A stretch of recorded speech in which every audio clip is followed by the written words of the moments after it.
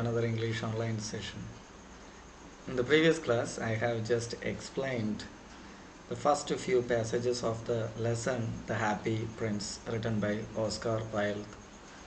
This is the story of a statue, or the name of the statue is The Happy Prince. After the death of a prince, they have set up a statue on a tall column, and now he can see the real miseries of the people. A bird came there, a swallow. On the way to Egypt, it decided to rest there. After that, there was a conversation between the prince and swallow. The prince requested swallow to help, and as per the request of the prince, the swallow helped a poor woman and her son. Now, what happened next? Let's see. When day broke, he flew down to the river and had a bath. "Tonight I go to Egypt," said the swallow, and he was in a high spirit at the prospect. He visited all the monuments and sat a long time on top of the church steeple. When the moon rose, he flew back to the happy prince. "Have you any commissions for Egypt?" he cried. "I'm just starting." "Swallow, swallow, little swallow," said the prince, "will you stay with me one night longer?" So the next day, this bird became very energetic, and he said that he would go to Egypt that night, had a bath, and he just visited a few places like monuments and sat long time on the church steeple. And then in the evening, he went back to the prince and asked any commissions to the Egypt. By the time, the happy prince was asking swallow to stay one night longer. "I'm waited for in Egypt," answered the swallow. "Swallow, swallow, little swallow," said the prince. "Far away across the city, I see a young man in a garret. He is leaning over a desk covered with papers, and in the glass by his side there is a bunch of withered violets. His hair is brown and crisp, and his lips are red as a pomegranate, and he has large and dreamy eyes." So now he was just describing a boy, and he is in his garret, a small chamber under the roof, and he was just lying on the desk. The desk is covered with papers. He was just writing something, and the happy prince was describing him. And hair is brown, and he got red lips like a pomegranate, and he got dreamy eyes. He has good ambition to do something, and nearby him withered violets are there. He is trying to finish a play for the director of the theater, but he is too cold to write anymore. So this particular boy was writing script for a drama or a play. Because of this weather, this freezing weather, he could not continue. He is very tired. So that was the condition of the boy. The prince was explaining to swallow. "There is no fire in the grate, and hunger has made him faint. I will wait with you one night longer," said the swallow, who really had a good heart. He asked if he should take another ruby to the young playwright. "Alas, I have no ruby now," said the prince. So he needs some firewood to keep him warm, that help him to complete his drama.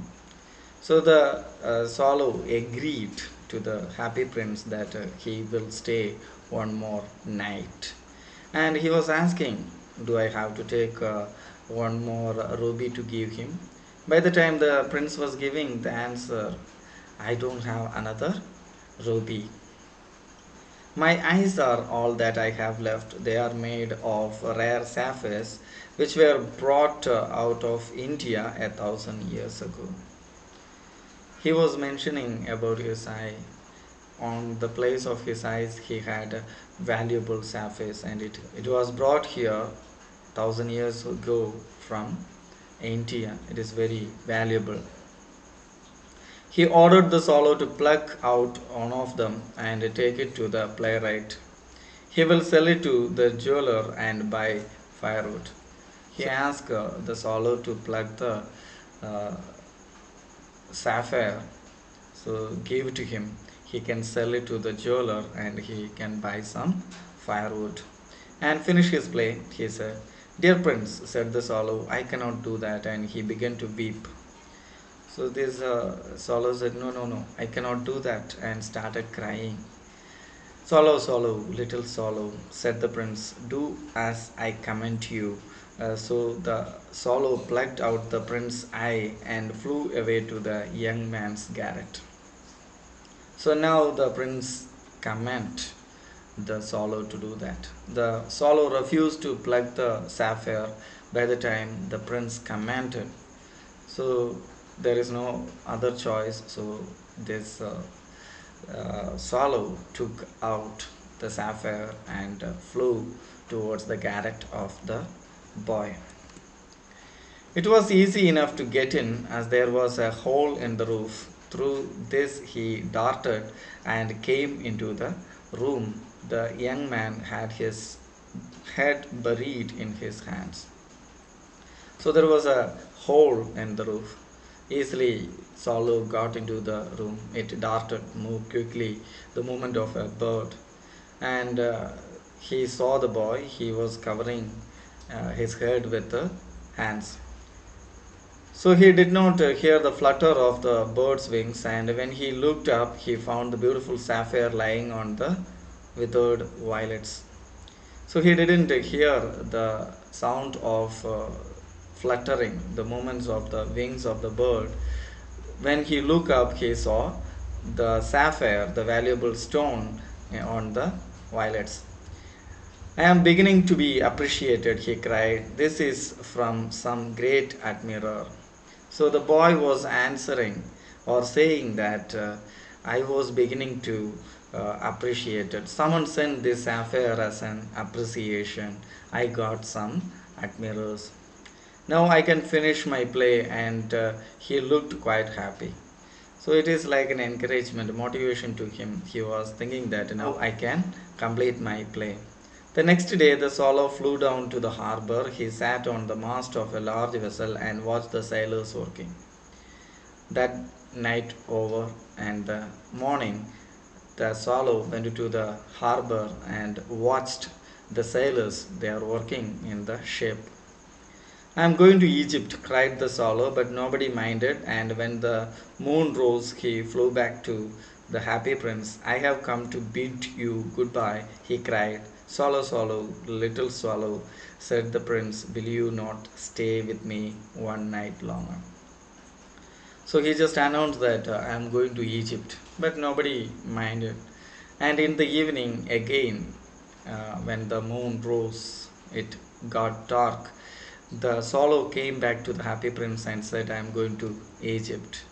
By the time the prince was asking, "Will you stay one more night? Can you do that?" "It is winter," answered the swallow, "and the snow will soon be here. In Egypt, the sun is warm on the green palm trees, and the crocodiles lie in the mud and look lazily about them. In the square below," said the happy prince, "there stands a little match girl." So he was answering, the winter is coming soon. Soon here filled with snow. On the other hand, if I go to Egypt, I can keep myself warm, like on the mud the crocodiles are lying to comfort themselves. So he was describing the scenery in the Egypt. By the time the happy prince was started saying something else, he could see a match girl.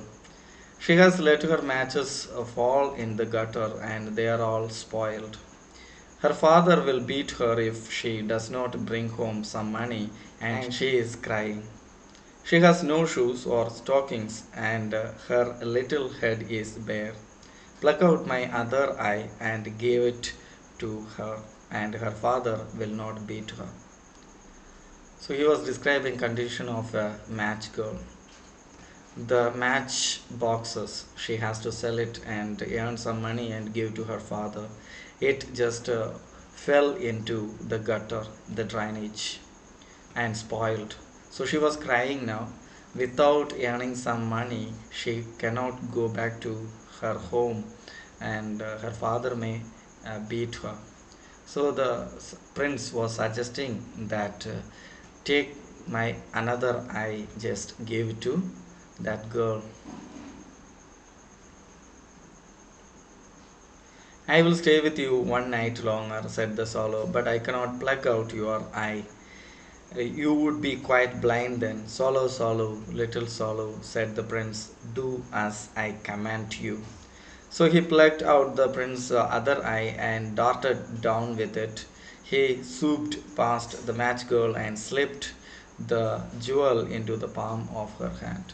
Here, strongly, the swallow refused to take out the sapphire from his eyes.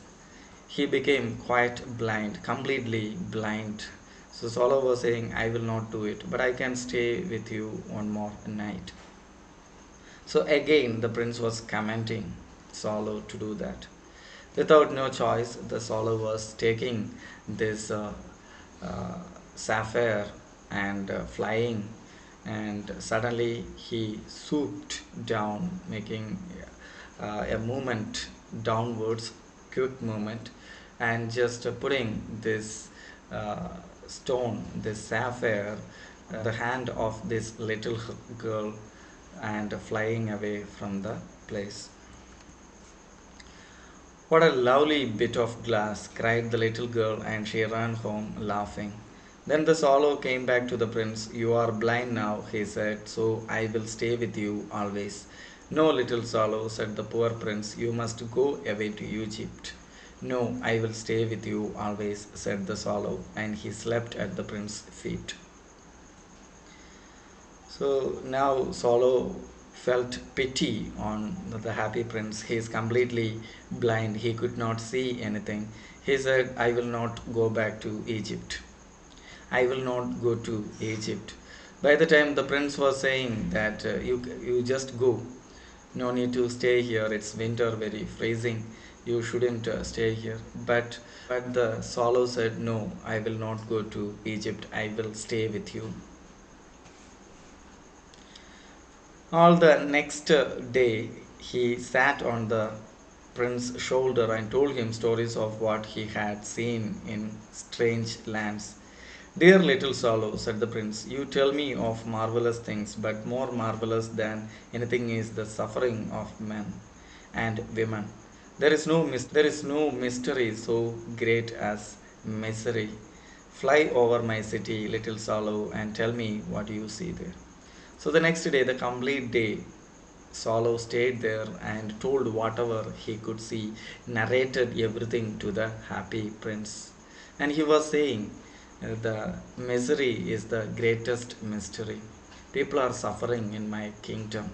And he asked the swallow to fly over the city and tell him what are the things he could see in his city. So the swallow flew over the great city and saw the rich making merry in their beautiful houses while the beggars were sitting at the gates. He flew into the dark lands and saw the white faces of starving children looking out listlessly at the black streets. So he had seen different things in the kingdom. The rich people, they are enjoying their life happily, merrily, they are enjoying their life. On the other hand, the beggars waiting outside in the gates because they don't have houses or food, proper food. And also Swallow had seen the children with white faces, starving, malnutrition children. They are just spending their life outside on the street lands. He was flying even the dark lands to learn or just check what are the things going on in his kingdom. Under the archway of a bridge, two little boys lying in each other's arms to try and keep themselves warm. How hungry we are, they said. You must not lie here, shouted the watchman, and they wandered out into the rain. Then he flew back and told Prince what he had seen. I am covered with fine gold, said the prince. You must take it off leaf by leaf and give it to the poor. The living always think that gold can make them happy. So, particularly, he had seen two boys. They are trying to keep themselves warm. They are under the arc of a bridge. But a watchman came there and drove them away from the place. And they are just going out in this freezing cold. The swallow came back to the happy prince and told the same to the happy prince. So this happy prince said to the swallow, just go, just take the sheets, the fine gold pieces that gilded on my statue and give to them, because the poor people, the people are always thinking that this kind of gold or these valuable things make them happy. So there is no use having that here. Just take it out and give to them. Leaf after leaf of the fine gold the swallow picked off till the happy prince looked quite dull and grey. Leaf after leaf of the fine gold he brought to the poor, and the children's faces grew rosier, and they laughed and played in the street. We have bread now, they cried. So each and every pieces, these sheets, the sheets covered the statue, were taken by these swallow and given to the poor people. He had given the gold piece to the poor children. They became very happy, like they are dancing. They said like they get bread, they can eat something now. Then the snow came. After the snow came the frost. The streets looked as if they were made of silver. Everybody bent about in furs, and the little boys wore scarlet caps and skated on the ice. So now the season started, the winter season. Places covered with snow and frost. People started wearing these fur clothes, these woolen clothes, thick clothes, and children, though they just cover their head with this scarlet cap and started skating on the ice. The poor little swallow grew colder and colder, but he would not leave the prince. He loved him too well. He picked up crumbs outside the baker's door when the baker was not looking, and tried to keep him warm by flapping his wings. So this condition of swallow became pathetic, because he just having some crumbs of the small pieces of bread from the bakery, when the baker didn't see, and just flapping its wings continuously to keep it warm. It's not tolerable, but still he loved the happy prince very much. That's why he was staying there. But at last he knew that he was going to die. He had just enough strength to fly up to the prince's shoulder once. Goodbye, dear prince, he murmured. Will you let me kiss your hand? I am glad that you are going to Egypt at last, little swallow, said the prince. You have stayed too long here, but you must kiss me on the lips, for I love you. So the swallow just knew that he is going to die. He is not energetic. Slowly, this because of this weather, he is just slowly moving towards the death. So he asked, can I kiss your hand? By the time the happy prince was saying that, uh, oh, you came here to say goodbye, you are going to Egypt, so I love you very much, so you can kiss on my lips. It is not to Egypt that I am going, said the swallow. I am going to the house of death. Death is the brother of sleep, is he not? And he kissed the happy prince on the lips and fell down dead at his feet. At that moment, a curious crack sounded inside the statue as if something had broken. The fact is that the leaden heart had snapped right in two. It certainly was dreadfully hard frost. Early the next morning, the mayor was walking in the square below in the company with the town councillors. So this swallow informed that I am not going to Egypt. I have said goodbye because I am going to die. I am going to the house of death. And he just fell on the feet of this happy prince. The swallow passed away. By the time a cracking sound heard, it is nothing but the heart made of lead that cracked into two pieces. The happy prince's heart just cracked into two pieces. The next day, the mayor with his councillors, they just passed that way. As they passed the column, he looked up at the statue. Dear me, how shabby the happy prince looks, he said. How shabby indeed, cried the town councillors, who always agreed with the mayor, and they went up to look at it. So they had seen the happy prince. Now there is no sapphire, there is no ruby, the statue is not covered with gold. So he was saying how shabby it is, dirty looking this statue.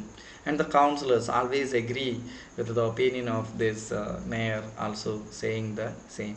So they are going near to the statue to check it. The ruby has fallen out of his sword, his eyes are gone, and he is golden no longer, said the mayor. In fact, he is little better than a beggar. Little better than a beggar, said the town councillors. And here is actually a dead bird at his feet, continued the mayor. We must really issue a proclamation that birds are not allowed to be uh, die here. So he was closely checking this sapphire missing, as I said earlier. The ruby is missing. Now this statue looked little better than the beggar. Okay, and he just looked at feet and found that a bird is dead. And he was asking the councillors to just put a board like proclamation that the birds are not allowed to die here. And the town clerk made a note of the suggestion, so they pulled down the statue of the happy prince. As he is no longer beautiful, he is no longer useful, said the art professor at the university. Then they melted the statue in a furnace. So they have declared it is not beautiful, even in the university. And they just took down this statue and given to melt it in the furnace. What a strange thing, said the overseer of the workmen at the foundry. This broken lead heart will not melt in the furnace. We must throw it away. So they have heated, all the other parts melted, but the lead heart, which is broken, that is not melting. So they decided to throw it away. So they threw it on a dust heap where the dead swallow was also lying. Bring me two most precious things in the city, said God to one of his angels, and the angel brought him the leaden heart and the dead bird. They have just thrown this heart, leaden heart, on a heap of dust where they have thrown the dead body of the swallow. At the same time, in the heaven, the God was asking to the angel, bring me two precious things. So the angel coming to earth, and he had chosen the swallow and the broken heart. He just took back to the God. You have rightly chosen, said the God, for in my garden of paradise this little bird shall sing for evermore, and in my city of gold the happy prince shall prize me. So the God placed them in two very beautiful places. The swallow will sing and enjoy its life in the paradise, and the happy prince would spend his life in the city of gold, and he just prized me. So this is how the story ends. Two generous hearts just try to help others. Hope you understood the explanation of the chapter. See you with another lesson. Till then, take care. Bye.